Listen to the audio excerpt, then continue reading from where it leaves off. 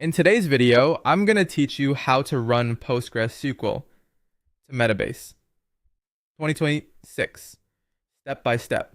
Before we begin, make sure you have a running PostgreSQL database and the essentials to connect: the host or IP address, the port number, the database name, and a username and password with read access. You'll also want admin access in Metabase since only admins can add databases. With that ready, let's jump in. First, go to your Metabase workspace in a web browser. Once you're signed in, you'll land on the Metabase home screen. From here, we're heading to the place where data sources live. If you're on Metabase Cloud or a self-hosted instance, the path is the same. Open the settings or admin area, then find the section for databases. The key idea for this step is simple. Reach the area in Metabase where you manage and connect data sources because that's where the PostgreSQL option is available.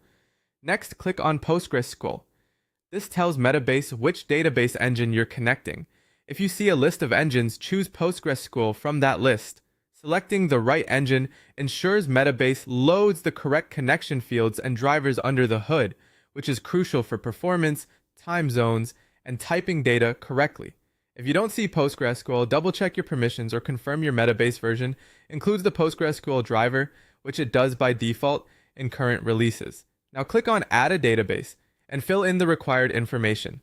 Start with a clear display name, something your team will recognize. Enter the host or IP address of your PostgreSQL server and confirm the port.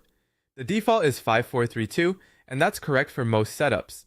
Add the database name you want to analyze along with the username and password that can read that database. If your organization requires encryption, select the appropriate SSL mode. Required is common in managed services. If you connect over a private network or need a tunnel, use the SSH or advanced networking options your Metabase deployment provides. You can also tailor which schemas Metabase should scan and set the sync and field fingerprinting schedules so new tables and fields appear automatically.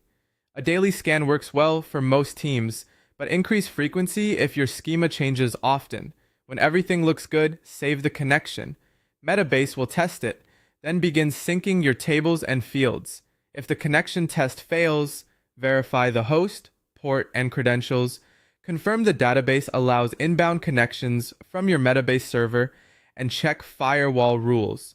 Once the sync finishes, you'll be ready to ask questions, build dashboards, and share insights from your PostgreSQL data right inside Metabase.